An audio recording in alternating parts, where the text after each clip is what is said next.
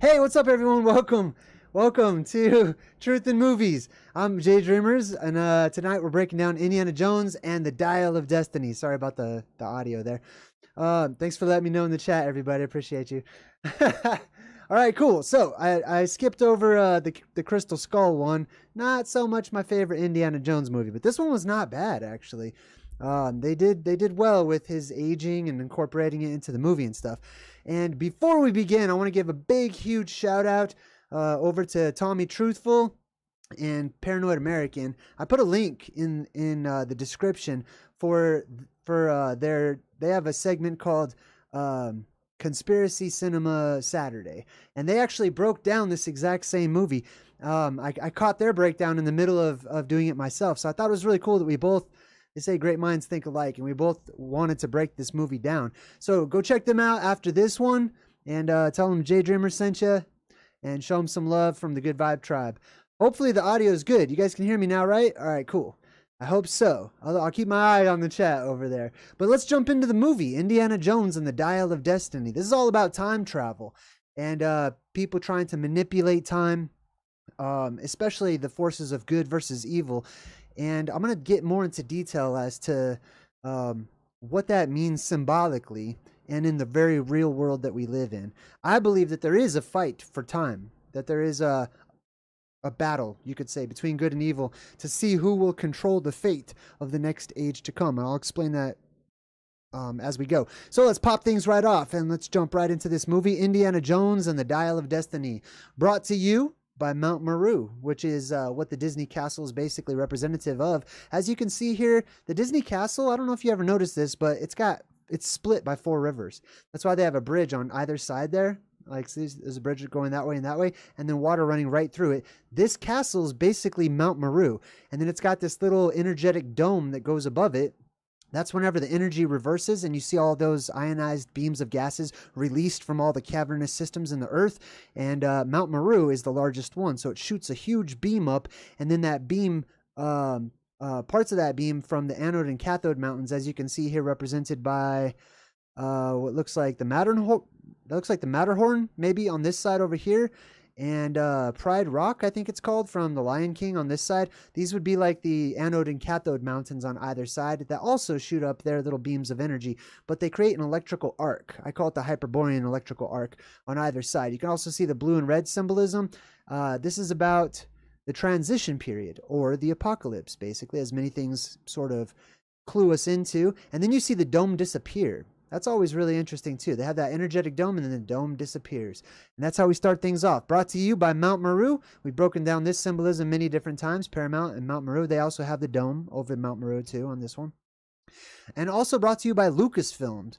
The name Lucas, if your name is Luke or Lucas or derivative of that, basically your name goes back to a Proto-Indo-European word that means light. It's directly related to the root word loop with a P, or look with a K. Both of those indicate light and being from the light or made of light, etc. And then you see at the bottom there, there's a clock ticking, and it accelerates, tick, tick, tick, tick, tick, tick, tick, tick, tick, faster and faster and faster, which for me represents the quickening that's happening in our world right now. There's a prophecy before the end times when Jesus's disciples were asking about the end of the world. They said, what can we look for? What's some of the signs? What are the omens, right? One of those things is, he said, to look for the quickening. Look for the quickening of time speeding up, the shortening of days, basically, is how it's known there. Now, we start things off in ancient Germany. This is like circa World War II, and we see these World War II Nazi army guys or whatever, and they've got somebody with a bag over their head. So they've captured some sort of a spy or something. And then look at the bottom there. Don't pay attention to this part, but look down here. It says Stormtrooper grunts. I always love to watch the movies with the subtitles on. I know that bothers the heck out of some people, but I love it because I get extra information sometimes, stuff that I didn't really catch before.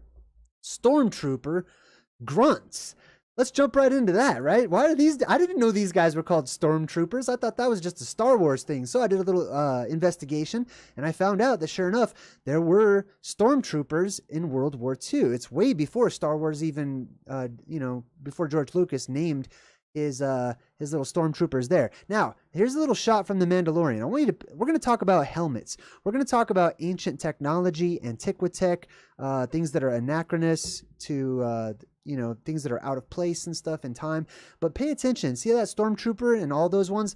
Their heads are on pikes, but this is interesting that they have this little spike coming out of the top. This little, these spikes and these rods. But we're going to take a look at these stormtrooper helmets, and we're going to compare these to the real ones, right? Now, you could see that it's similar here, right? They sort of have that droopy little side look, and you could see that they were also called shock troopers. I always wondered, why? Why would you call them stormtroopers? Well, it stands to reason, and it makes sense to me that the troopers are related to a storm of some sort, right? Well, here on my channel, we talk about the plasma apocalypse, which is the world storm that comes when our atmosphere depressurizes. So, shock troopers. Now, whenever our atmosphere depressurizes and we have the plasma apocalypse and that all that plasma in the plasmasphere can now come down and ground itself to our world, it creates an electrical storm, a worldwide electrical storm, the likes of which no one has ever even experienced before, until the last one, which was, they happen once in a blue moon, as they say, a long time ago. But shock troopers, why would they call them this? Well, these stormtroopers, even the ones around World War II era, even the ones from Nazi Germany, they didn't always have this look to them. They had something added to the top of their helmets. Can you guess what it was? Anyone in the chat? What's up, Zulu1? I see you in the chat. Good to see you. Curry Croissant, Nagagato, Kimberly F. I see all you guys. All right, so let's check this out. It says here, the helmets did not fall off easily. The distinctive spike on the Pickelhaube, which is what these helmets used to be called, was supposed to function as a blade tip. So these helmets used to have a blade on the top, a spike or an arrow or whatever you want to call it, right? At the very top. It was designed to deflect sword blows, they say, aimed at the head. I disagree. I've always wondered why they used to put spikes on the top of these types of helmets. The name pickle basically is similar to like the word rod or a beam or a staff or a spike, basically. And I always wondered, why would you do this? This is terrible if you're trying to be in war with somebody, and we're going to get into other weird forms of armor and stuff that don't really make sense. They don't seem like they're good for fighting. Like this would be good if you wanted to ram somebody, like head on, ram them or something. I don't know, as a last resort or something, right? But they say that, maybe these were done to try to block sword. That doesn't make any sense. If you're fighting, I was in the Marine Corps and I went through Marine Corps boot camp, and I know I had to wear a big old uncomfortable helmet, and I'm like, what's the point of this? And they're like, well, it's to protect you in case you get shot in the head. I'm like, this seems kind of dumb. Like, you could shoot me in the face, in my neck, and like how often am I going to get hit in the top of the head or whatever? I didn't really get that. So a lot of these things I feel were passed down through time. They became traditions. Check this guy out right here. He's got like this anvil one on the top. You see that? We're going to see some that are kind of like that. And if you think about it, you have seen them already throughout ancient history. They're just decorated in different ways. Once these spikes on top of the helmets stopped serving their purpose, people started to decorate them, and they just continued to make them and incorporate them into their outfits and their uniforms and stuff. Here's some different examples of all of these soldiers that are wearing these interesting helmets, usually made out of metal, originally made out of metal. I know the modern ones are more like Kevlar and stuff like that are, they're thick and they're good for stopping a sword, I guess, or maybe a bullet or whatever. But these people rushed into battle and they had all these metallic spikes on the top of their head walking around. So I think to myself, what is the purpose of wearing a metal helmet and a metal spike on top of the helmet? This goes way back further than World War II. This goes all the way back to the Dark Ages, right? All the way back to the Middle Ages, whenever we had the traditional knights in their chainmail and eventually into plate armor and things like that, full body, wearing these strange, pointy, metallic hats. Why? What's the reason behind that? How could it benefit the person who's wearing it? It has to be more than just pretty, right? Who cares about looking good when you're going into war? You know what I mean? Really, you don't. You shouldn't. It's not beneficial to care about your looks unless your looks are camouflage or things of that nature, but these are not. These stand out. Look at some of these weird and strange ones. This is a Corinthian style one that I found that looks like it has some kind of a tuning fork at the top of it. And on top of that, let's just check out the designs as well with some of these really old, ancient forms of armor before we get into like the more middle-aged style that we're used to, right?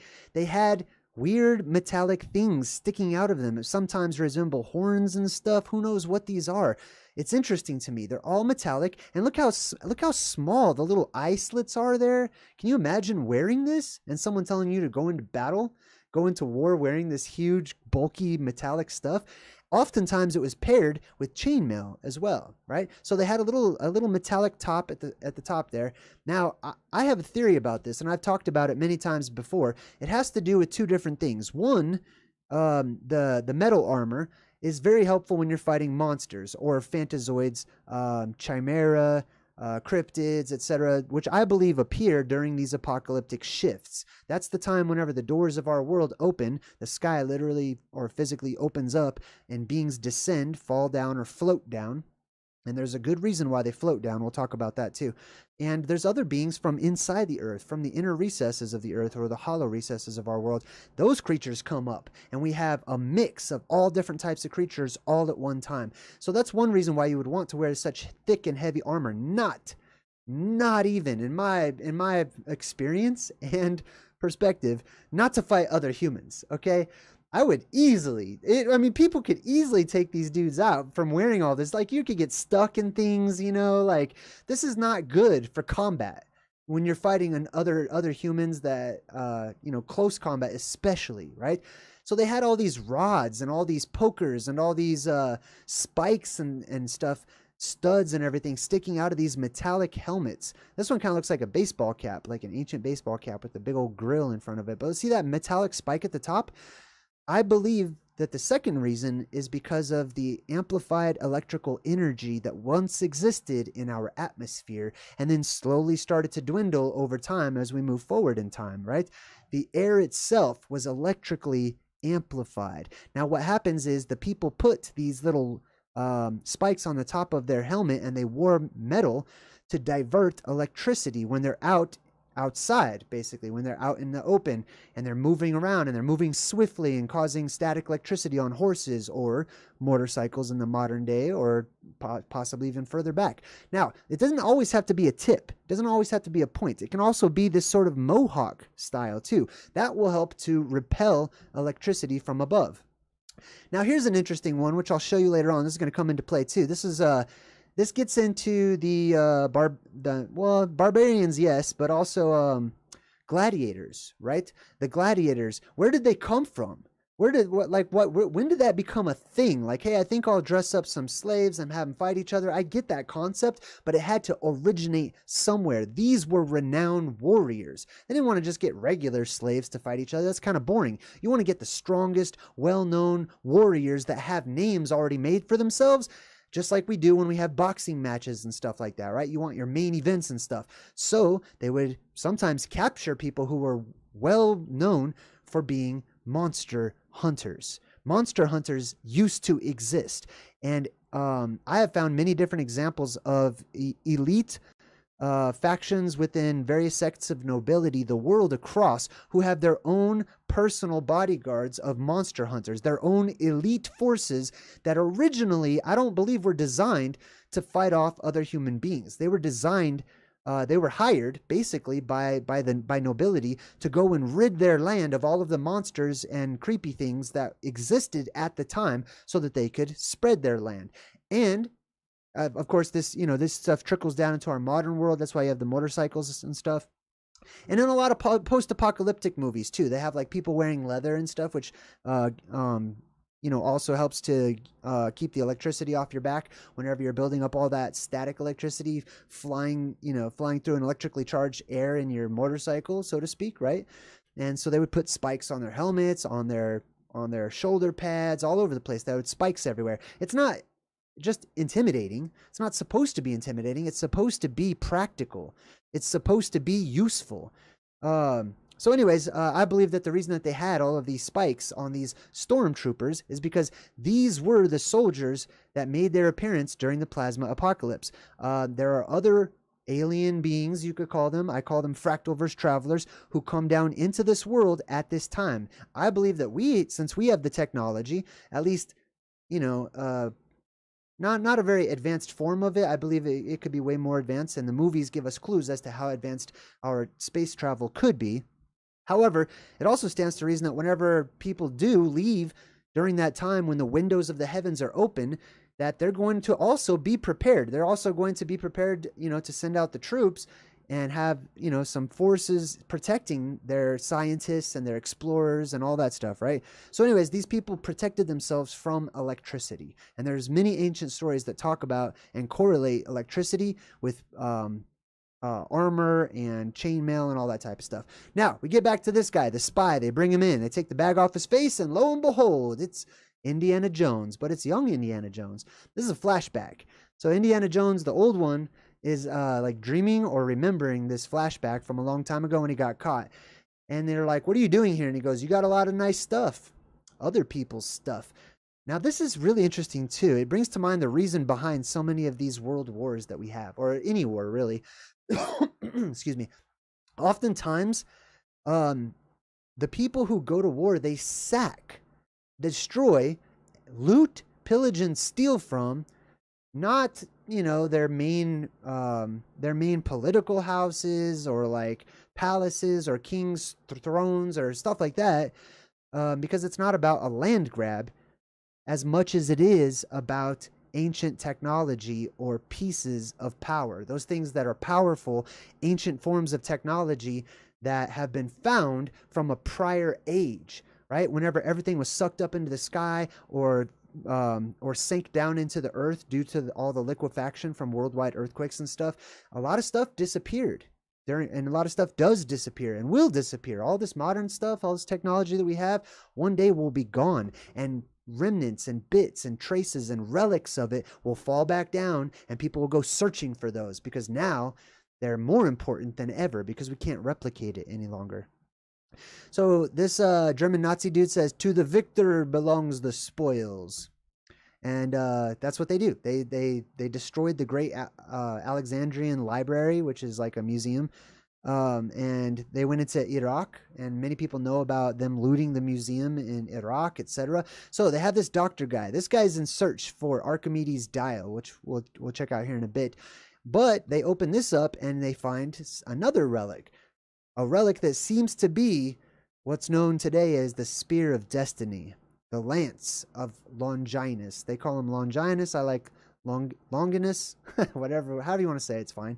But this is allegedly the lance that speared Jesus in the side. So the story goes that when Jesus was up on the cross, they were like, oh, well, we're not sure if he's dead. You know, instead of checking his pulse, you know, they decided to just spear him through his rib cage. And the legend says that all of this water mixed with blood started rushing out of the side of Jesus. Like, so all this water came out of him. Check out my Plasma Apocalypse playlist for more symbolism on that particular event and figure and how that happened and what it's related to. But this is the Spear of Destiny. Now, in my mind, the spear is actually the blue beam that shoots up out of Mount Meru. Or it could also be either beams from the side, the anode or the cathode on the side. One of those, in those types of those cellular systems, one of those sometimes tends to reach way further over when it creates an electrical arc, looking like it's cutting through whatever would be in the middle of it, right? Especially if there's a central neutral beam in the middle. So this is the lance. To me, this is symbolic of that beam that shoots up into the sky. They say that whoever owns this lance, whoever holds it, whoever has possession of this lance, controls the world. So this movie talks about this and references this all of the time, the Spear of Destiny. And Hitler himself, they say, found this artifact, or at least something that looks like this artifact. They have this, okay? They actually have this. Now, is it real? Is it the actual one that split Jesus? Many people don't think that it is. They date it back pretty far, but nowhere near the time of Jesus. Now, the interesting thing is in the middle of this center part right here is wrapped in gold foil or some type of finely hammered out gold, right? And they wrapped it around the middle. This whole spear has been put together and it's actually made of many different parts. But on the inside of this foil, right in the middle, someone cut out the middle portion of the spear and they placed a nail. One that looks like the type of nail that they may have used during crucifixion times. So the most important part of this lance is not the actual lance itself or spear or whatever, but the nail inside of it, which is really interesting. Anyways, for me, it's all symbolic of the actual blue beam that shoots up, and whoever owns that blue beam, or Excalibur, or Spear of Destiny, or Holy Arrow, or it goes by so many different types and tropes and characterizations and stuff like that, right? Whoever owns that, basically, whoever gets to that central island before that Disney bubble of energy goes up over Mount Meru, locking everybody inside, essentially, and keeping everyone else out, right? They're the ones who, it seems, in my opinion, tend to be the ones who will rule the world when they're let out, when they're freed from that place. They will stay inside of the middle of Hyperborea or the Garden of Eden, or whatever you like to see it as, this island mass that used to be at the center of all of our maps, or many of our maps in the ancient world, that was split by 4 different rivers, right? So if you're in there and that place has an energetic barrier as it's constantly filling with this ionized oxygen and energy that re-energizes and reinvigorates your body, your soul, your mind. The legends indicate that whoever is near to the fountain of youth or this particular region, that they just have illumination granted to them, that like the mysteries of the world and everything seems to make sense. And it's almost like every single synapse in the brain just works, all firing off at the same time. And it's like everything, all of a sudden you just get it. You just get a lot of stuff. So it makes sense that whoever would live within that energetic bubble, we'll call it the Garden of Eden, right? That they would not just they live for a very long time, basically. In comparison to today, anyone that lives in the Garden of Eden is going to live for a very long time. The closer you are to Mount Meru, or even inside of it, or in the inner earth and stuff, your lifespan is said to be extended. So it's like you're in a time capsule. While everyone outside is aging a lot faster, you're barely aging at all, if at all, right? So imagine that you're in this place where you have access to like the Akashic records, or the memory, spirit memory of the world, or whatever you want to call it. All your neurons are firing off. You're able to use your mind for hundreds and hundreds of years to study, to gather information, to build technology, or whatever, to learn anything you've ever wanted to know for hundreds and hundreds of years. And then one day that energetic barrier goes down and you're released into the rest of the world. Guess who's going to be in control? Right. Whoever gets there first, basically. So I'm sure that there is a fight. If people act the way that they do today, I'm sure that there will be some kind of war for Mount Meru. That there will be a war, and people will only want their families or their people or their country or whatever to be the ones that make it. There's a race there, basically, whoever can get there first. So that's sort of what the movie is touching on, in my opinion. Now, he says, double the guard. This is the prize the Führer seeks. So, like I said, it's no secret that Hitler was always into the occult. There's many different references that connect him to strange places like Antarctica. And it seems that he was looking for things like the Spear of Destiny, which they say he found. They're not sure if it was a replica or if it was the real Spear of Destiny or whatever. For me, it's symbolic anyway. And other artifacts and relics from times past. And he was looking for these pieces of power from a forgotten time, right? Those things that are left to us, those things that are out of place. We'll check that out more towards the end of the movie. Now, Indiana Jones finds it first and he's like, oh, shoot, it's a fake. So he knows it's not real because he doesn't just believe what he sees, he examines it and he puts it through the scientific method, and he compares it to the knowledge that he already has. And then this guy too is like, man, I hate to break it to you, but that Spear of Destiny is a fake. But he's like, there is another relic on board that's actually way more powerful than the Spear of Destiny. It's called the Antikythera.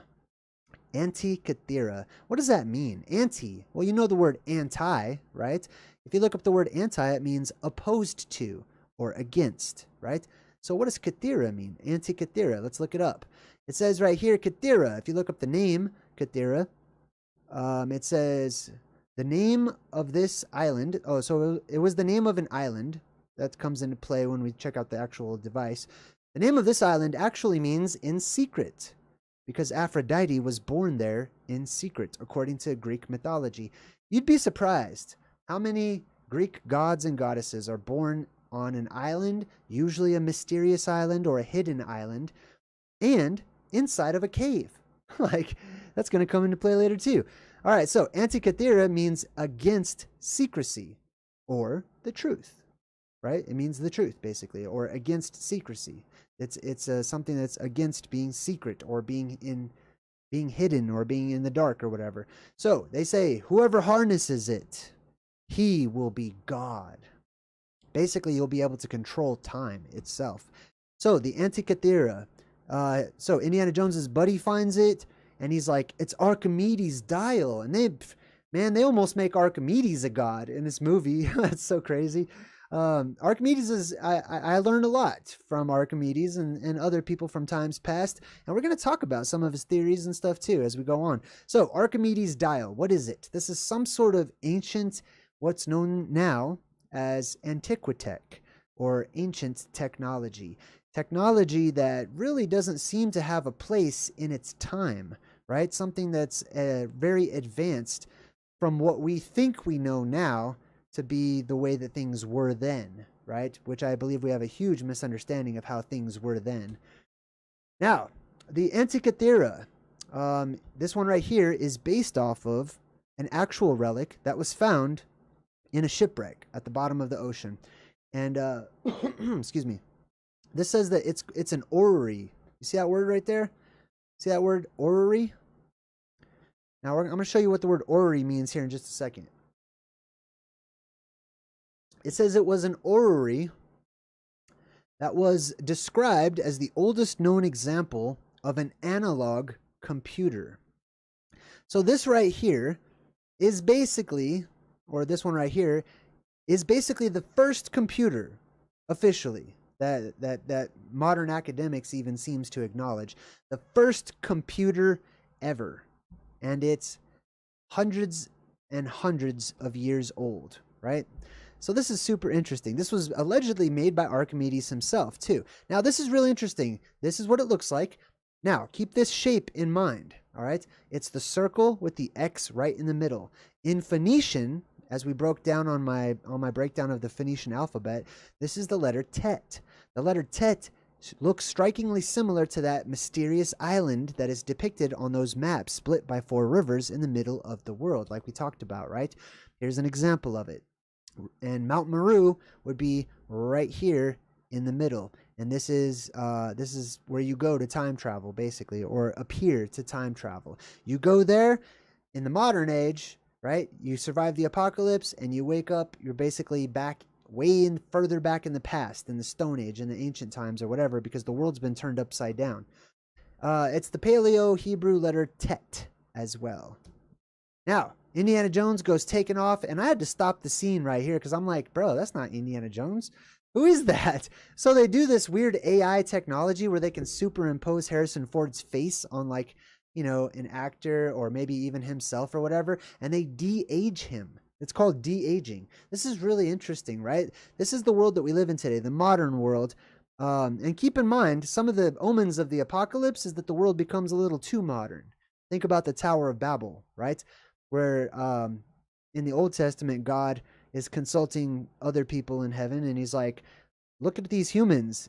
They're at the point where anything that they think to do, they can accomplish it. And it seems like they judged that we were not ready for whatever comes to our mind, right? We have to prove ourselves that our minds are clean. Anyways, this is Indiana Jones CGI, and this is really interesting to me that my spirit recognizes spirit. My spirit looks at this and goes, that's not alive. That's not real. It appears like it's real. It looks like a man, but it's not. This is alive. I know that. Like, I sense it. I don't know. It's just a picture. I mean, I've seen the movie, right? But I sense it. Look at this one and look at that one. Do you see that there's like, this one is a computer person. This one is a real person. This is so strange to me. And I'm happy that I actually have the ability to instantly recognize something's off about what is being shown to me, or, you know, what people are trying to get me to perceive. And that's the sign of a truth seeker. Hopefully you got that special little power too. Now his buddy who found the Antikythera says, "Come on, let's go home." Or Indiana Jones says, "Let's go home." And where do they go? Towards the pillars. They walk off towards the pillars. I mean, obviously they're going to travel between those pillars or whatever, which are representative of the pillars of Hercules, which exist the anode and the cathode beams on either side of that central island I showed you earlier. Now we fast forward way to the future, where geriatric in Indiana Jones. I'm so sorry, Harrison Ford, if you're watching. The older Indiana Jones. It's so weird, isn't it? It's such an interesting time that we live in, where you can watch your favorite celebrities grow old, like over time. You can just watch them because you can watch the old movies and they keep a record. You could watch me. Some of you have been watching me grow older. I do look older. You go back and watch my first ones, I'm all clean shaven. I look super young and fresh and naive and stuff. And I've, changed a bit over time. So he wakes up to some super loud music by the Beatles. They say, roll up for the magical mystery tour. I thought this was an interesting choice of music. I always pay attention to the music. This entire song, Magical Mystery Tour, for me, if you read the lyrics to it, is all about making that trip or that tour to the North Pole, to that magical island or whatever, where it's paradise, basically. Now, this is the album cover for that song, the Magical Mystery Tour. And here you have the 4 alleged Beatles, okay, right there in the middle. Let's zoom in on this. Let's check this out too. While we're at it, might as well. I like to follow these rabbit holes. So in the middle, we've got one dressed up, looks like a walrus costume, a chicken, a bunny, a hippo. And my question is why? Right? Most people, I feel, don't ask that. Most people are like, oh, that one looks cool. No idea why. Right? It's just, oh, it's colorful, it's funny. Look at them kind of trying to be funny. Their song is basically a riddle and it makes no sense, but I'm going to sing it anyways and rock out. Like, man, like I know a riddle when I see a riddle. I'm a truth seeker. I recognize when someone's trying to like distract everyone else but get the attention of a select few. That's what I see here. This isn't just random crap that was put together. Let's take a closer look at these guys, right? Now, let's compare this to what we were talking about earlier, which is those interesting helmets that people were wearing back in their time. Let's look at the walrus one and see if we can find an example. Oh yeah, the gladiator mask, right? The walrus is eerily similar to that gladiator mask. Interesting. How about the chicken, right? Well, the chicken, and you probably remember, right? They had those same exact styles, and they had that little mohawk deal in the middle to keep the electrical current, from connecting above them basically and getting zapped. This is also where the whole tinfoil hat thing comes from. Okay, so there's a lot of truth to that. I don't know if like tinfoil is the best, but if you're poor, I guess it'll do, right? These people were not poor. These were paid professional Fantazoid hunters from an ancient age that has been forgotten today and dismissed. These people didn't have a job after all the monsters were done. So you know what they did? They started sports. They're like, well, I'll have my elite fighters fight your elite fighters, and then we'll just gather a crowd and people will cheer. And then it's like they have no purpose in actual war. Nobody's going to go to war in that. That's freaking heavy. You know what I mean? Unless you're one of the mighty men, unless you're one of the men of renown that I talk about. If you're a survivor of the apocalypse, you basically have super strength, okay? So you have to think about, these are the ones that the regular people that are born into these new conditions that don't have super strength and stuff like that, they will look up to these people. They'll be like, oh my God, you took down a giant in a single blow, or you know what I mean? These are where our myths and our legends come from. Now, we've got the rabbit in the middle. Obviously, we've got the Teutonic Knights that had sort of rabbit ear looking horn deals on top of theirs. Very reminiscent of like the Monty Python Knights, the Knights who say knee, basically. And then we've got this hippo who sort of has his sort of ears or whatever. Sometimes they had wings on the sides, and it didn't really matter what they were. It didn't matter what they looked like. All that matters is that they were practical in keeping electricity from zapping you. And, like this is probably where Batman's whole deal comes from. You know what I mean? These are just different examples of these nubs and studs and whatnot. These ones are crazy. Can you imagine wearing this? Like this, your school systems tell you these were elite fighters and they went to war. Like this guy went to war against who? What, like, did they have like? I mean, maybe he's bulletproof. His head is bulletproof except for his eyeballs. But this is not practical for ground fighting whatsoever. And they didn't have tanks and planes, allegedly. I'm going to talk about the possibility of them actually having all that back then. That's what we're told. Here's another one. You know what these remind me of too, right? Especially like ones like this. This is shown to us in our pop culture and our fiction and stuff, especially in, I'm thinking of the X-Men, right?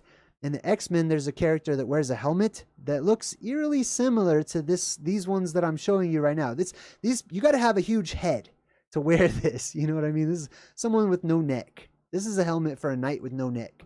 The no-neck knight. Or Juggernaut, if you're an X-Men fan. Some of you probably already knew where I was going. Not Cyclops, Juggernaut. So this is one of the X-Men. He's basically said to be invulnerable. He had super strength, just like I was talking about. And he's basically wearing knight's armor, or at least that type of, helmet that I'm showing you right here. This is where that comes from, I believe. Now, his helmet in the X-Men series, the backstory of all that is that he wears it because his only weakness is like people with telepathic powers getting into his mind, which I've discussed many times. Telepathy is a power that I believe people will get whenever our atmosphere goes back to being electrically charged once more. Women especially have a highly tuned sense of telepathy. So you can imagine that you don't want people to hear your thoughts and you don't know how to control your thoughts. So you're going to have to put on something to block your energetic thoughts or thought patterns or wave patterns or whatever from escaping and other people just listening to whatever you're thinking about, right? This is the modern version of Juggernaut wearing his telepathic blocking helmet or whatever. Looks kind of, you could see the whole resemblance to the tinfoil hat deal, right? But he also has it kind of wrapped around the sides like that too. And there's another X-Men that wears the same exact helmet or type of helmet for the same exact type of reason. This helmet was called, it's named after a beard. And in the modern age, people guess that it's because it like hides your beard or something like that, but it's not, okay? I believe that these helmets, when they wore them in an electrically charged environment, plasma would be like sort of attracted on the sides, but it wouldn't touch. So you would see these hairs of electricity all the way around these helmets, or especially ones that are like his helmet right there, right? But same reason that Magneto wears his, to keep Professor X. Professor X has mind powers. He has telepathic powers, like crazy telepathic powers. He can put thoughts in other people's heads. He can basically like trick them any way he wants to. He can have them see things that are not there. He can mess with people telepathically. So Magneto doesn't want that. So that's why he wears this particular type of helmet. Did they have Magneto helmets in the past? Yes, they did. Check this out. Here's many different examples of Magneto's helmet. Now, many of these are from the Middle Ages, like I said. So here's a little graph of, when the early Middle Ages began all the way to the late Middle Ages. This was the period of the knights, of when we saw the knights that wore this type of armor. I have this book in my closet. It's really good. It's called the Anglo-Saxon Chronicles. So if you're interested in learning actual chronology and history that was written down by ancient monks and then collected from monastery to monastery and then put in book form, where it's said that it's during a period where we don't have much information at all, this book is amazing. This book extensively covers the entire period of the Middle Ages and lists all these strange anomalies. Let's open it up and see if we can find some about atmospheric anomalies, maybe electricity in abundance in the air. Let's check this out. This says the entry for the year 793, the Dark Ages, tells us about the first Viking raid on Linsfaren, Northumberland, and the omens that preceded it. They quote, "Here were dreadful forewarnings come over the land of Northumbria, and woefully terrified the people. These were amazing sheets of lightnings and whirlwinds, and fiery dragons were seen flying in the sky." Oftentimes in the old world, when they said fiery, they meant like fire, but not fire. aka electricity, plasma, right? The Danish and Norwegian Vikings that eventually settled in the parts. It goes on to talk about some other stuff too, so we're going to skip the rest of that one. In the year 773, this year, a fiery crucifix appeared in the heavens after sunset, and the same year the Mercians and the Kentish men fought at Otford, and wondrous adders were seen in the land of the South Saxons. Wondrous adders are, an adder is a snake or a poisonous snake or a snake that is known to bite people, okay? Wondrous, before that, implies not adders, okay? Something that is like miraculous and it looks like an adder. Plasma, something that is serpentine, something that is snake-like. Here's an entry from 1122. This year King Henry was at Norwich at Christmas, and at Easter he was at Northampton, and the town of Gloucester was burned the Lent before. For while the monks were singing mass, the deacon, having begun the gospel, Praeterens Jesus, the fire fell on top of the steeple. So there was some sort of a fire that fell on top of a steeple. Fire doesn't fall, you know, unless like an airplane catches fire and crashes or something like that, you know what I mean? Fire does not fall. Lightning comes down, plasma comes down, the auroras can descend, but fire itself doesn't just fall out of the sky. Now, there's many ancient examples that talk about fire falling from the heavens, or the fire of God, etc. But that's fire-like, something that's like fire, and can set things on fire too. Burn the whole monastery, and all the treasures in it. Now, if it did have a bunch of treasure in it, aka metal, that's an electrical conductor, so it's no surprise to me that that particular place was targeted. This happened on the 8th before the Ides of March, and there was a very high wind on the Tuesday after, on Palm Sunday. After this, many strange tokens, or omens, were noticed throughout England, and many ghosts were seen and heard. So you have all this strange atmospheric phenomenon that sounds like electricity in the form of plasma all over the place, fires falling down, right? Fiery crosses and shapes seen in the sky and stuff. And then people have a ghost apocalypse, is what I like to call that. This is ghosts were seen, okay? These are entities, paranormal. This gets into the paranormal, which used to be normal, okay? Today it's paranormal, because we're not used to that. We don't have an electrically amplified atmosphere at the moment because the Earth herself is pulling all that energy inwards, charging it for the day of eventual release to share it with the rest of us who survive. So this is the day when all the ghosts show up. When was this? Tuesday after Palm Sunday. Oh, okay, so this is right around the Pentecost, around the time of Pentecost, which the Bible also says that around Pentecost time, that the Spirit of God was flying around and all of a sudden people could speak in every language. Telepathy, again, right? Or they were heard. People heard them in their own languages and stuff, right? And then on the opposite end of the calendar of Pentecost, we actually have Halloween, All Hallows Eve, the Day of the Dead, etc. Another time whenever all these spirits were said to rise and, you know, be seen by everybody, people would set food and drink offerings out for these spirits. Goes on to say that they saw a fire in the northeast. Now check out this detailed description of this fire in the north. They saw a fire in the northeast, large and broad, near the earth, and that it grew in height unto the Velkin.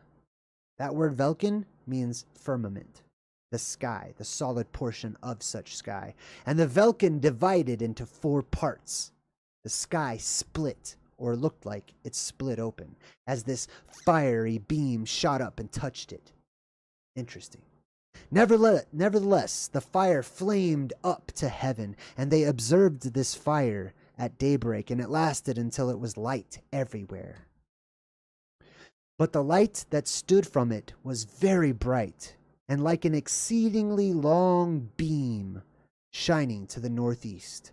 And one evening, it seemed as if a beam from over against the star darted directly into it. So they also, at the same time, they saw this beam of light shoot up out of the earth. Some of us are starting to catch on, right? We're starting to figure this out. At the same time, they saw this beam of fiery light shoot up into the heavens and touch the actual sky. They saw this star appear right where it touches the sky, this circular, object up there in the heavens. One night, the morrow being the day of our Lord's Supper, that is Pesach or Passover, the Thursday before Easter, 2 moons appeared before day in the heavens. 2 moons. There's nobody here, but I feel like I wish there was people here. 2 moons. Like, come on, man. People are already this day and age starting to see 2 suns or more. And some people are seeing 2 moons as well. But there's an actual historic account of someone seeing, many people actually saw this, 2 moons in the heavens. The one in the east and the other in the west. Both of them were full. Let me remind you, this is not fiction. This is not made up. This is not fantasy. This is official history written down by people who swore to God to tell the truth, and their life depended on it. That same year was seen a bloody cloud, oftentimes in the likeness of fire, and it was mostly apparent at midnight, and so in various beams was colored. Now, let me remind you again, we were talking about how this knight's armor was made and came about and popularized mostly in the Middle Ages. This is history, real history of an electrified atmosphere in the Middle Ages. And it goes on much further than that. So let's imagine that we just believe what they tell us. And they're like, oh no, the knights, they were just elite fighters in wars. This is your view. This is your field of view when you put on that helmet. Anybody want to try? Anybody want to be the first one on the front lines with this garbage on your head? When I was in the Marine Corps, we had to do firing training on the firing line. And one of the things that we had to do, I hit the bullseye every time, except for once. I hit the target at 500 yards standing up, but I didn't hit the bullseye. Just once, okay? Out of like many, many tries, I always hit the bullseye. And then I had to put on a gas mask and do it. Whoa. And I had to walk forward in a gas mask trying to see through these crazy circles and stuff.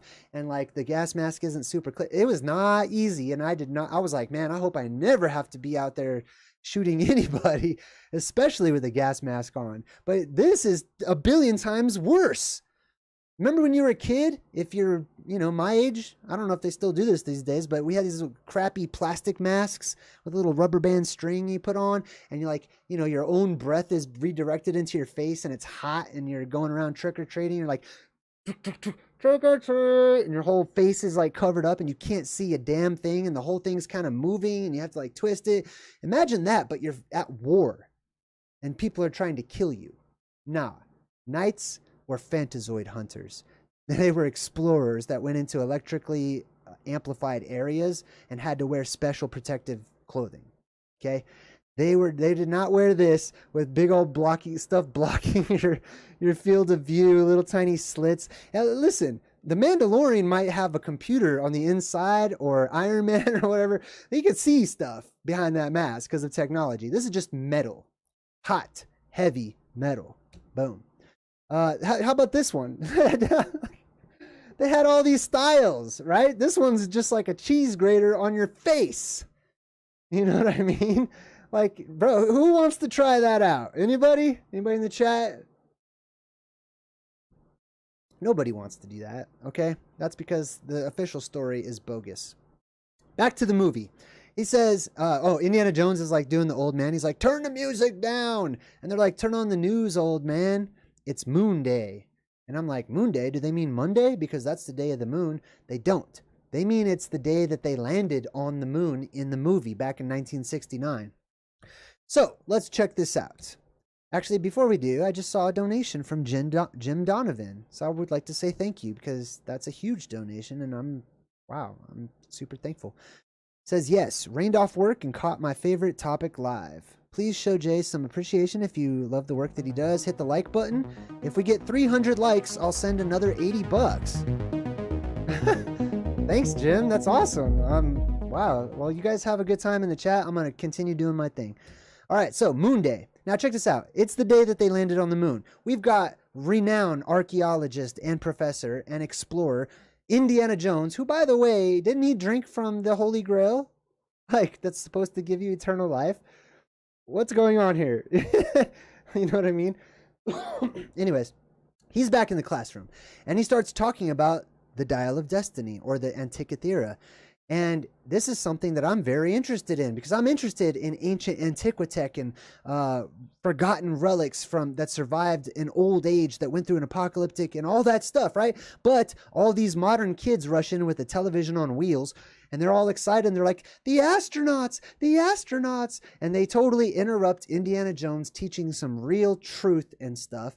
And that's what the world is. That's what the world has come to. And so he meets up with his goddaughter, who is also an archaeologist, and she says, what would the ancients say if they knew we walked on the moon? Right? I mean, you could ask me. I'm going to tell you, first of all, you didn't walk on the moon. Did you? And then she's going to say no. I'm going to say, okay, cool. I'm glad we could start somewhere. What would the ancients say? Right? Now, what she's implying is that the ancients would be flabbergasted, because walking on the moon or going to the heavens is just, they couldn't fly. They didn't have technology. They were stupid back then. They were all dumb cavemen with clubs banging their wives on the head and dragging them by the hair, right? Let's ask some of the ancients what they would think about people going up into the heavens. Specifically, let's ask Enoch, right? There's 3 books called the Books of Enoch, right? The first, second, and third. This one's the Slavic book of Enoch, where he was taken up into the heavens and shown all of the different circuits of the luminaries in the sky and quote-unquote space and the moon and the sun.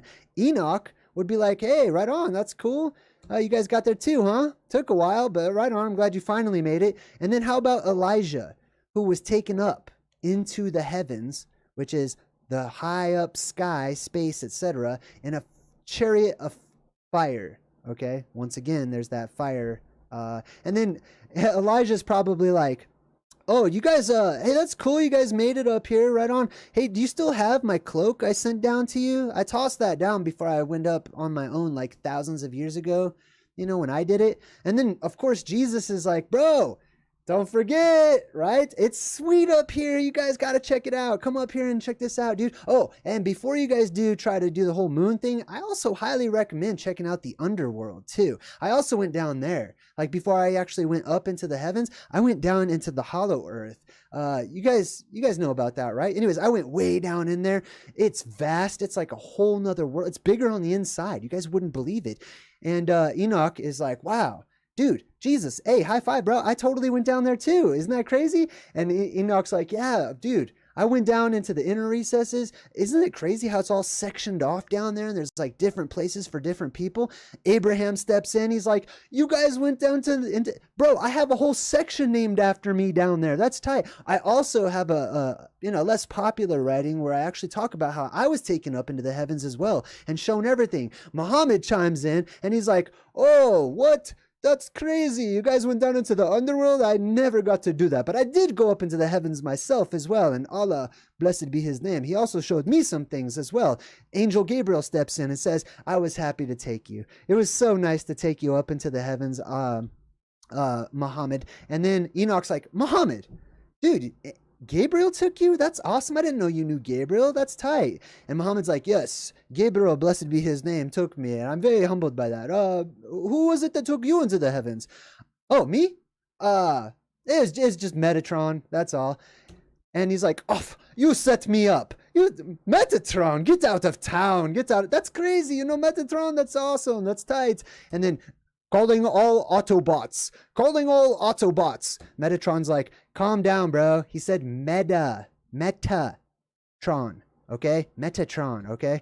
And he's like, oh, hey, you know what? Did you guys ever do anything like just mess with people when you were up there with the moon? I split it in 2 one time. I just split it right in half for the non-believers because they think nothing is possible. So that moon split right into 2. And I told them that this would happen so they would believe in Allah.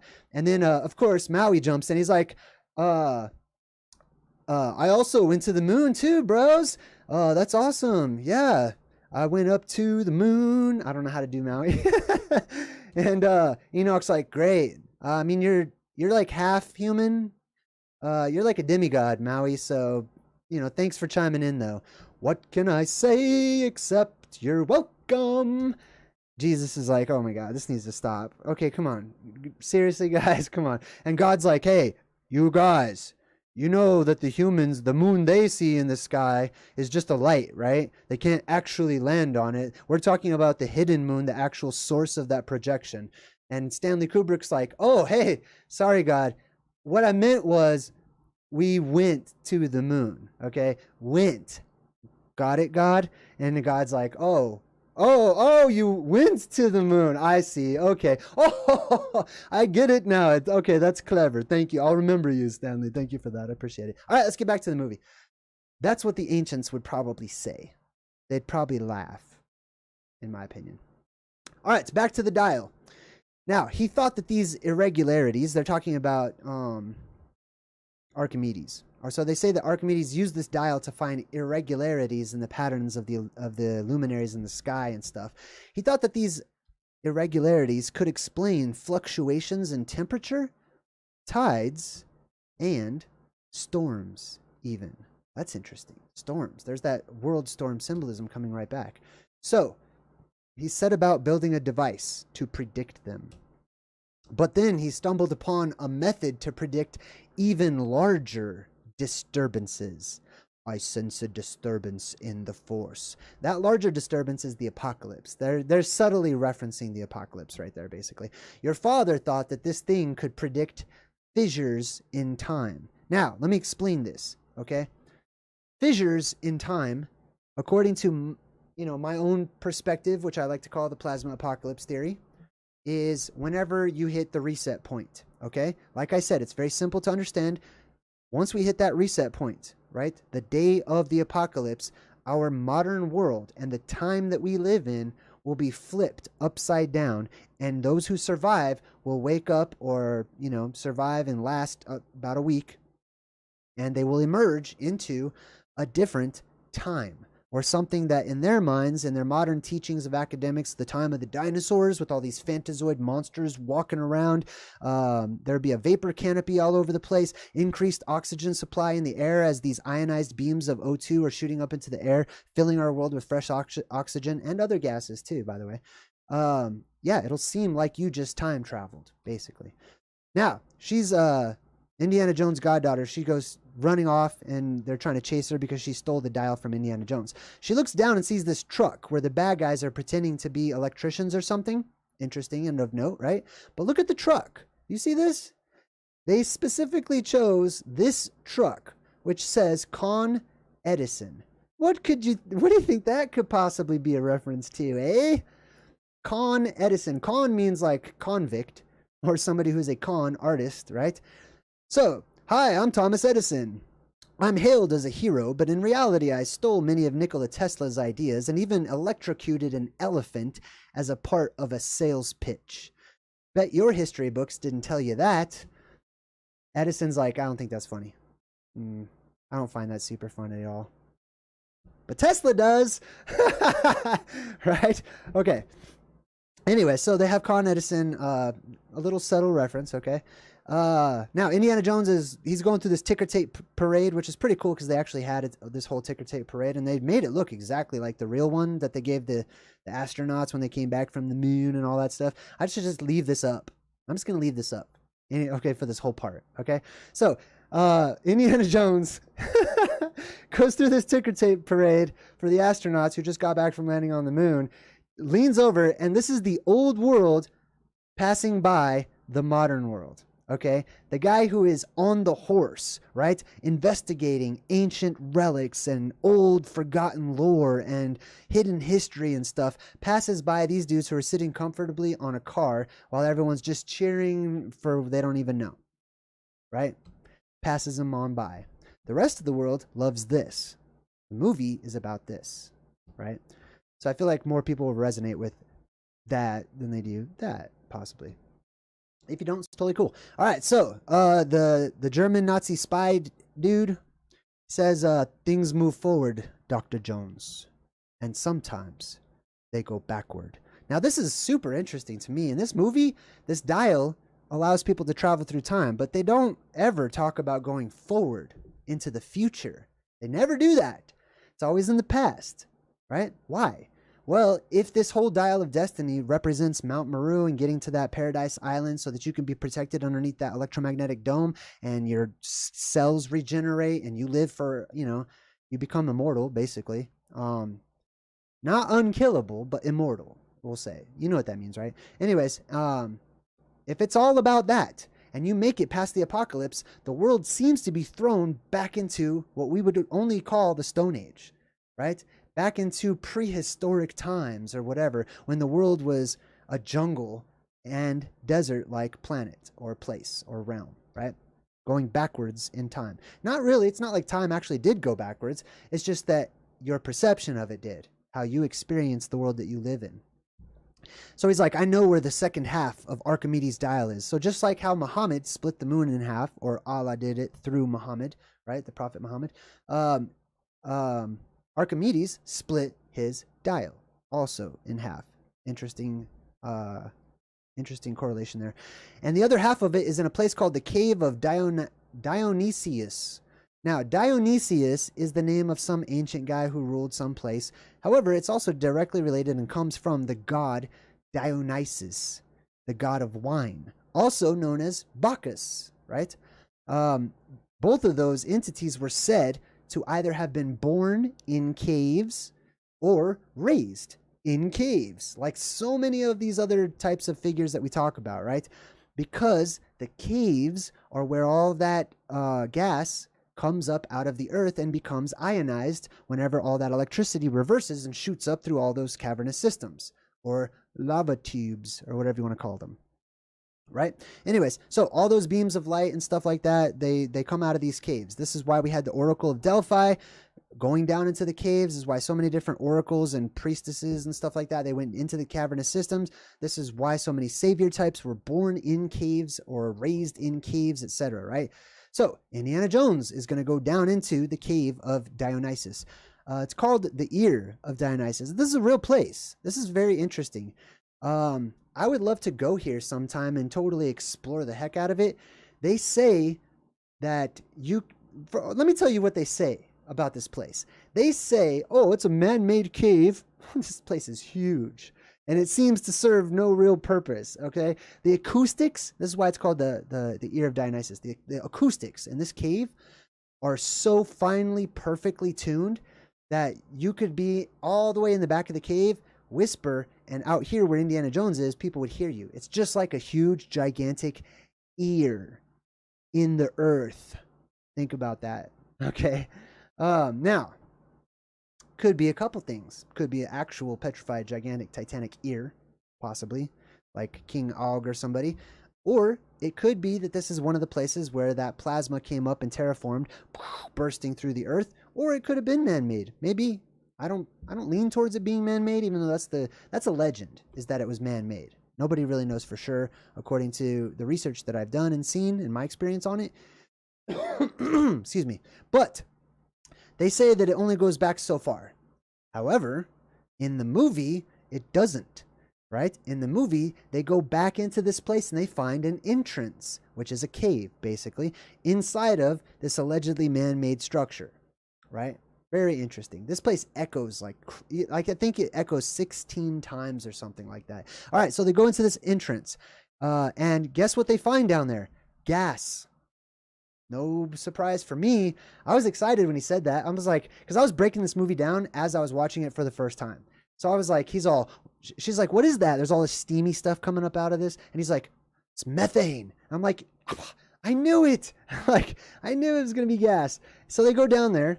And there's all this gas, and they start choking and stuff. Now, some people would go into these caves, and they would make offerings. They would bring small animals into the cave, and the animals eventually would die, while the priests would be fine. They would go in for a bit, animals would all die over, and they would be like, oh, our God has accepted our sacrifice because the animals are now dead, so that deity took their soul or whatever. But in reality, that gas settles in layers, okay? It does that in the upper atmosphere. It does that down under the earth too. So the gases, some certain kinds of gases, would only go up knee high to the priests, right? So all those little tiny animals way down underneath them would be suffocating, right? While the priests are like walking around with incense or whatever they were doing. And then they would come out and be like, our offering was accepted or whatever. So all these gases. This is also probably has something, I would guess off the top of my head, is related to the curse of Tutankhamun or Tutankhamun or King Tut, basically, too. This curse, whenever people open up these ancient cavernous tombs and burial sites and stuff like that, you might want to, think things through before you just jump into ancient places. So he says, don't breathe, which I thought was super funny. Like, don't breathe these gases. Not a good idea. And then he's like, Archimedes. That's right. And there's this pool of water right in front of them. So he starts grabbing these gears and tossing them into the pool of water, which naturally has the water level rise, right? He says Archimedes was fascinated by water displacement. Why? Again, I ask, why? How would that be useful and practical, on a larger scale? All right. So water displacement. Archimedes has what is known as his principle, Archimedes' principle. Here's why I believe it is important on a worldwide scale. There's something in Christianity known as an event called the rapture, which is where everyone gets sucked up into the sky and everything floats. Basically, it's a moment of what seems to me to be zero gravity, if you want to call it that, okay? I'm just using words that everybody knows. So basically, what happens is, if our world has a solid firmament above it, as our ancient forefathers and ancestors say, right, then it's pressurizing our world. If things are being born into that world and gases are filling it up over many thousands of years, that pressure is going to get tighter and tighter until eventually, pop, there's a pressure release, right? When you have a pressure release, now Indiana Jones says that Archimedes was fascinated by water displacement, but in reality, it's fluid displacement, because Archimedes' principle is applied to fluids, not just water, okay? So our atmosphere is fluid. So imagine all that fluid, poof, leaking out. Archimedes' principle can be used on a worldwide scale, and it says, however much the weight of all of that gas that leaves, it will be equal to a buoyant force that will come up from underneath everybody, lifting objects into the air.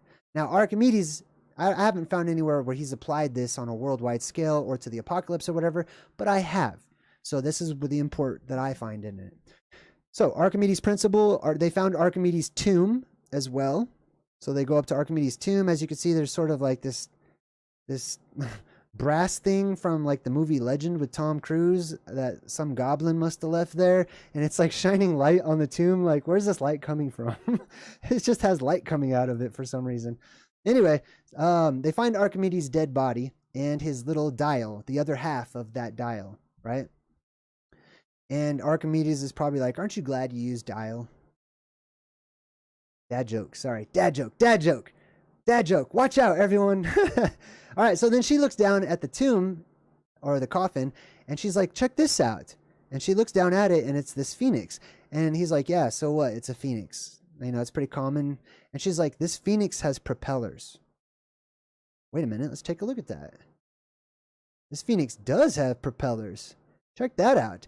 It's a phoenix with propellers, which means like, now, this is important because it helps us to understand how to interpret ancient drawings and hieroglyphs and symbols and various glyphs that we find, so that we don't take them all literally at face value, so that we can understand that sometimes people described things that were beyond their knowledge or their experience, right? They described them in ways that they could, or they described them in ways to their audiences because they knew the audience would not understand. If I try to tell you this is actually an airplane or whatever, that the audience would be like, what is that? And then it would be a longer story because they have to try to build all these bridges. So they take what the modern audience was familiar with and they just kind of cartoonify it a bit so that they can get them to understand the concept, not the reality. So they find a watch on Archimedes' wrist, and he says clocks won't be invented for 1,000 years. Now, this whole weird thing that Archimedes made, this little dial or whatever, remember, it's a real artifact that we actually have, that we're in possession of. And it acts as a clock. Actually, what was that called? Oh, man, I forgot the word for it. Oh, hold on. I'm going to look it up real quick because I want to make a point here. So, what was it called? And hold on. I got to get this one real quick. Artifact. Artifact. Out of place. Clock. Man, what was that? I'm having a brain fart because I messed something up. I want to make a point of something real quick. The Antikythera. That was what it was called. All right, so Antikythera, boom, mechanism.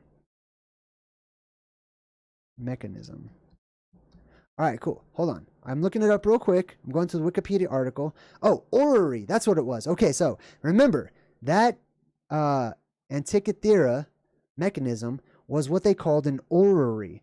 Now, I forgot to bring this up and show you guys, but an orrery is a mechanical model of the solar system that illustrates or predicts the relative motions and motions of the planets and moons, usually according to the heliocentric model. What's interesting is that many of them, including the one in the movie, was a geocentric model. The real one, the actual one that we have, was geocentric. I found that to be super interesting. I just wanted to make the point of that. All right.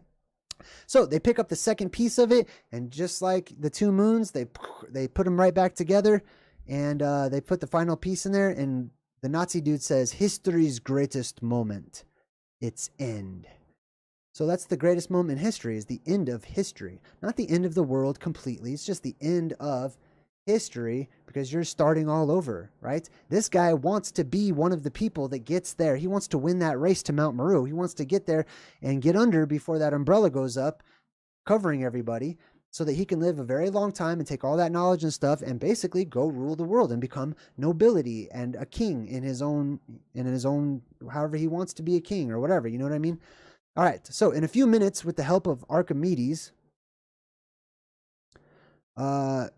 he says, "We shall fly into the eye of this storm." So so they find this fissure, and guess where it is? It's in the eye of this storm. Which is interesting, right? Of course it's in the eye of the storm. The eye of the storm, that's why it's called that. The eye of the storm is the world storm, and the eye is the eye in the sky, the depressurization point that's on the apex of the inverted dome, which is responsible, I believe, for the projection of the moon. But anyways, it's the hole in the sky, okay? So that's how you time travel, okay? You can go down inside the Earth in Mount Meru. You can fly up through, just like NASA's probably going to do, through the eye in the sky, the depressurization point, the opening.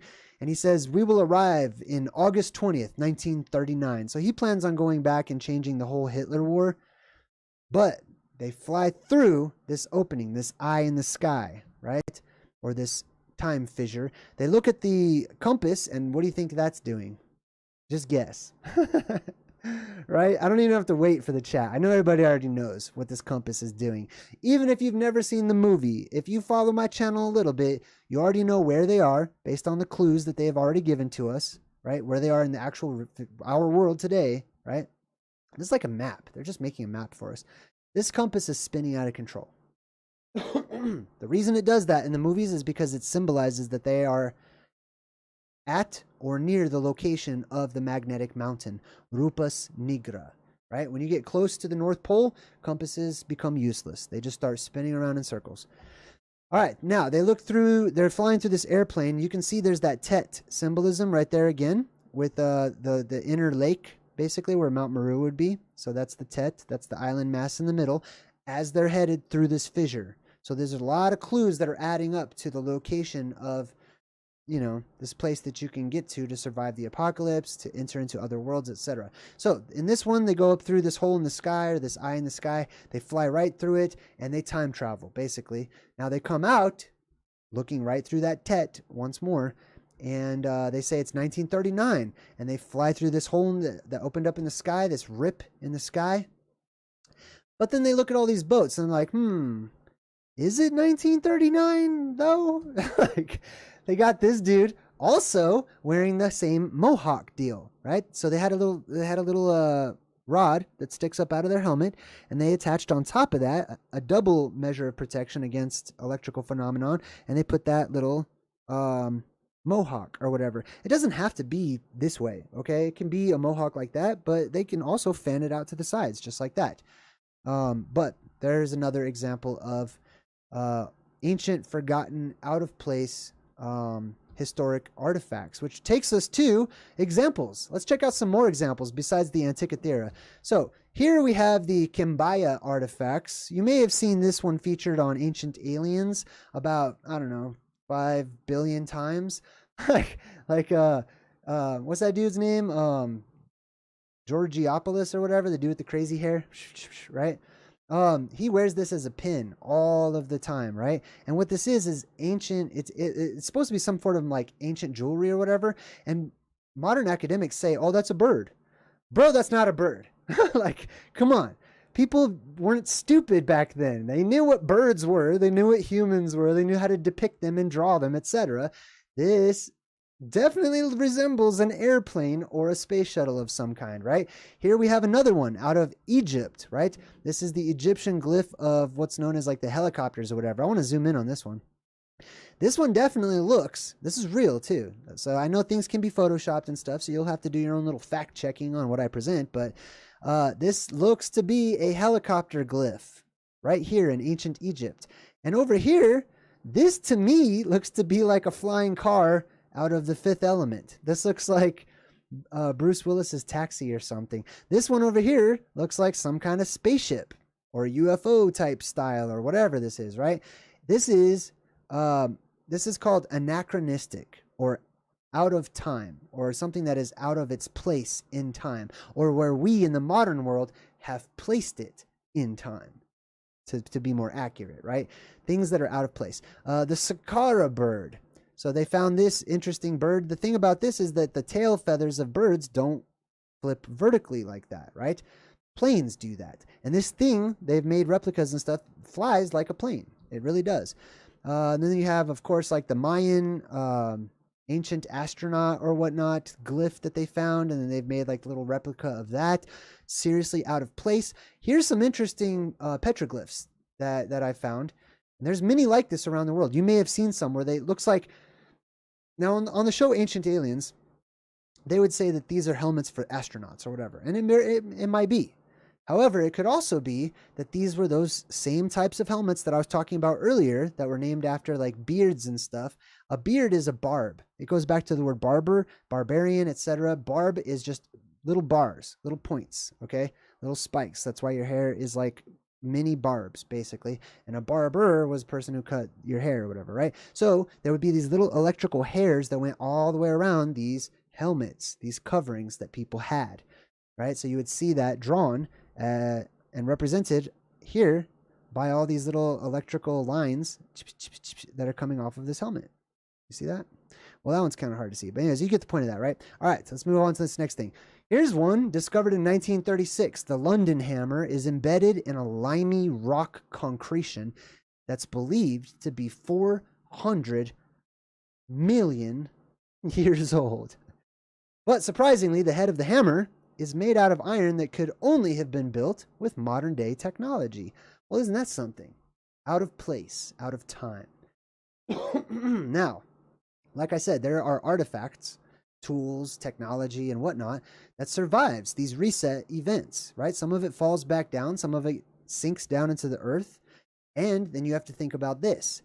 Let's say you have an old caveman style artifact that probably a modern person just put together to try to make a impromptu tool, right? Now that they have survived the apocalypse and they don't have access to their dishwasher and their refrigerator and stuff, and they basically become the Flintstones, and they have that tool, they go through an apocalyptic event, their tool floats up into the sky, does not get sucked out, comes back down, or maybe it never gets sucked up or whatever, but the earth starts shaking, and all that water from inside of the earth rises up and liquefies the surface, and all these heavy objects start to sink down into it. And then huge strands of electricity and plasma come down, boom, strike certain areas and rearrange the bonds, the chemical and electrical bonds that solidify and petrify the mud around the object.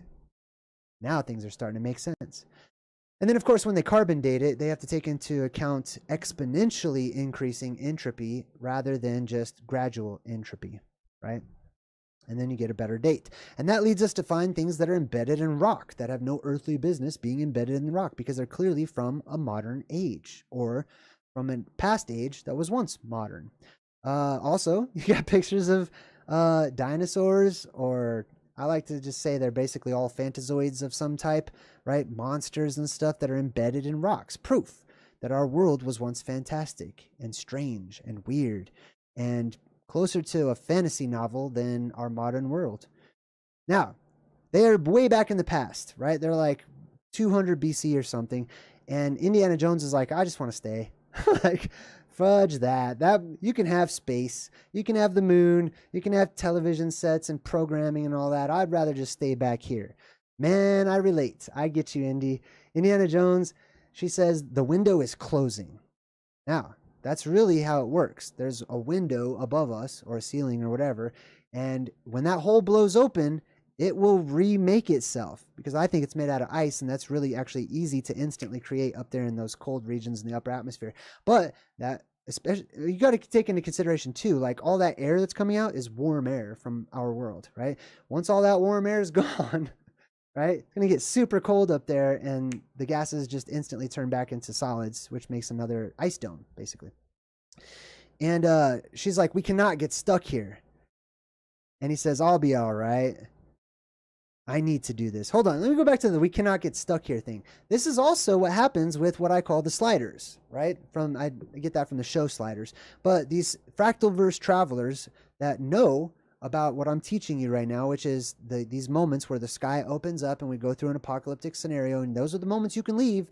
You can go through the doors. You can get through the windows and the portals and the stargates and whatever, and you can go to other Earths that are just like this one, except you'll land at Mount Meru, or the place where you want to be anyway, right? And if you can land there during your chosen time period, either the red sky filled with magic and electrical atmosphere and stuff, or the blue sky, which is the water world, it's your choice if you know where you're going, right?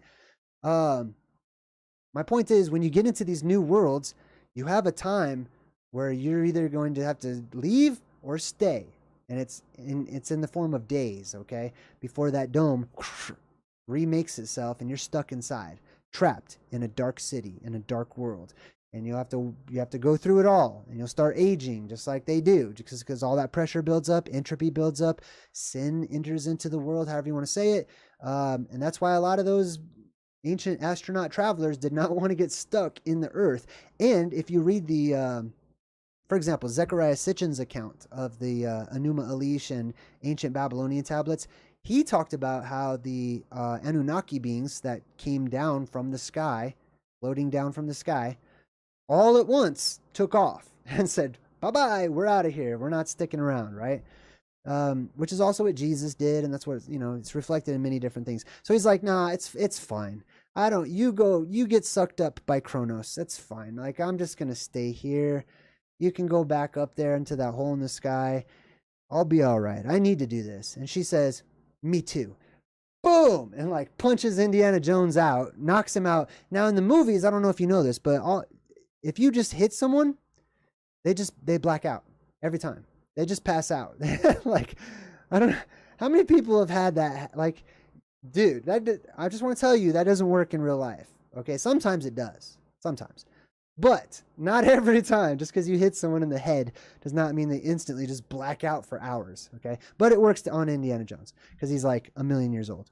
So he's like, why did you... And then he wakes up and he's in the modern world, our world, once again, which sucks. I feel bad for him, actually.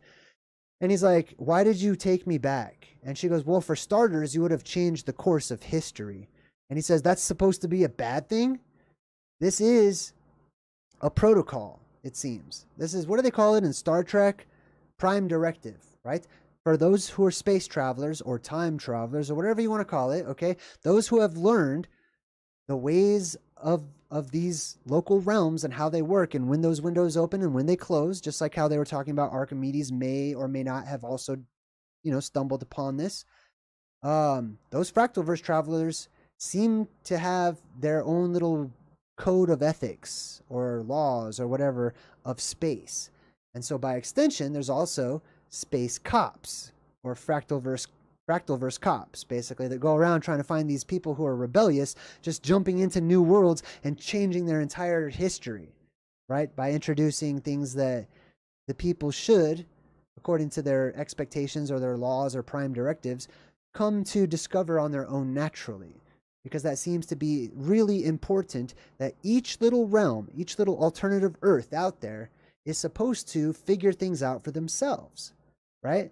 So it's really interesting. That gets more deep into like the fractalverse, the mind of God, things of that nature. So go check out my my various playlists that I have to offer on the subject. That's the end of the movie Indiana Jones and the Dial of Destiny. I had a blast with this one. I hope you guys did too. Leave me lots of comments. Let me know what you thought, what your favorite parts were. I always like to hear about your favorite parts. And until next time, I'm JayDreamerZ saying good vibes and goodbye.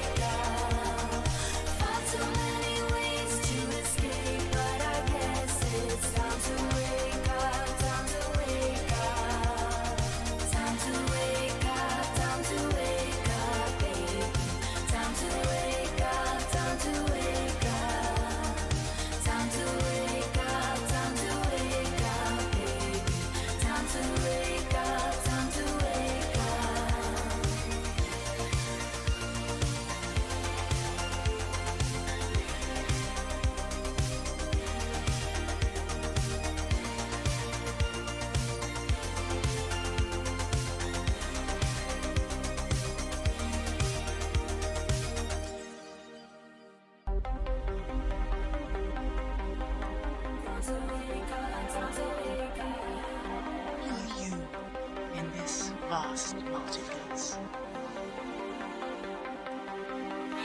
Your powers collide.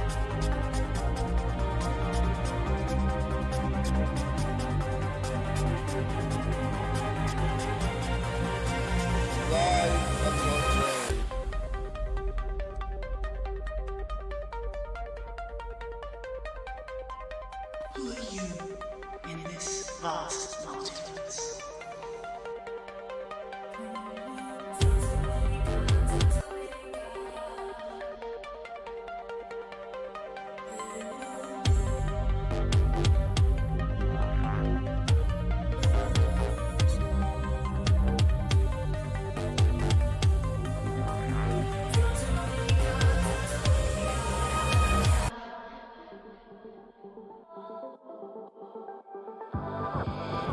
When your world stops spinning and you got no place to turn, yeah. And when you grasp for a glimpse and the things that you never learned, yeah. Then you take a little while to remind you of the one you were, and everything will be recalled, yeah, yeah. Dream a little harder, love a little louder. Everything will be recalled, yeah, yeah. Take me back to the time of 85, yeah. Take me back to the time when you were mine, yeah. Dream a little harder, love a little louder. 85, take me back to the time of 85. When you dream about places where there's no sense of time or space, yeah. You don't need to pull yourself together and